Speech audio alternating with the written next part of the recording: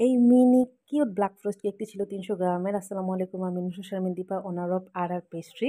Creamy cake করা আমার জন্য অনেক টাফ ছিল। কেন জানি চকলেট কেক বানাতে গেলেই আমার চকলেট কেক ফুলতে চায় না, তাই আমি সবার শেষে কোকো পাউডারটা অ্যাড করি।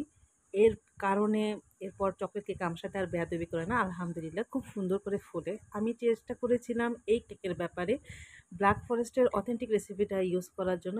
এই দেখুন কত সুন্দর ছিল কেকটা এবং কত সুন্দর ময়েস্ট হয়ে ফুলেছিল। আলহামদুলিল্লাহ কেকের আউটকাম আমার খুবই ভালো লেগেছে। আউটকামটা অনেক সুন্দর এসেছিল। এই দেখুন, আমার এখানে বেচ ছিল ১২৭ গ্রাম। যেহেতু আমার কেকের অর্ডার ছিল ৩০০ গ্রামের একটা কেক। তো আমি সমস্ত কাজগুলো মেপে করতেছিলাম যাতে আমার কোনোভাবে কম হয় যাতে না হয়। যেহেতু এটা তো ছোট কেক, এর আগে আমি কখনো ছোট কেক ডেলিভারি দেইনি। আমি ৩ স্লাইস করে কেটে নিয়েছি। আমি ফার্স্টে সুগার সিরাপ দিয়ে নিচ্ছি, তারপর দিয়ে নিচ্ছি হুইপ ক্রিম। ক্রিম দেওয়ার পর আমি চেরি ফিলিং দিয়ে দিচ্ছি আর তারপর দিয়ে দিচ্ছি এই চকলেট ক্রাঞ্চ। আমি প্রত্যেকটা লেয়ারে সেমভাবেই করে দিয়ে দিচ্ছি। আমি ভিডিওটা ফাস্ট করে দিচ্ছি, আমি কোনো কিছুই কাটিনি।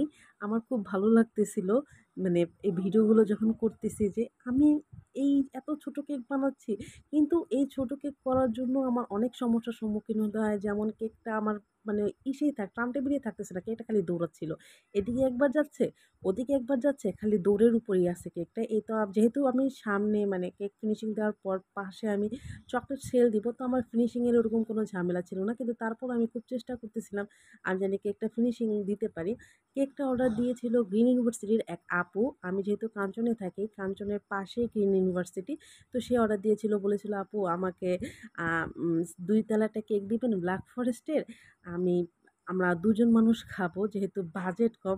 সো বলতেই পারেন বাজেট কম যেহেতু ২ তলা একটা কেক আমি চাচ্ছি। তো আমিও আমার মতো করে বেস্টটাই দেওয়ার চেষ্টা করতেছি। আমি তার মতে ২ তালা করে দেওয়ারই চেষ্টা করেছি। আ আপুর রিভিউ আলহামদুলিল্লাহ অনেক ভালো ছিল। আমি রিভিউটাও আ ভিডিওর শেষে দিয়ে দিচ্ছি। আমি দোতলায় উঠাতে যেয়ে আমি একটা ছোট্টখাটো অ্যাক্সিডেন্ট করে ফেলি। অ্যাক্সিডেন্ট করে যাওয়ার পর কোনো সমস্যা নেই, আমি পরিস্থিতি ঠিক করি। এই তো আমি চকলেট সেলগুলো লাগিয়ে দিই।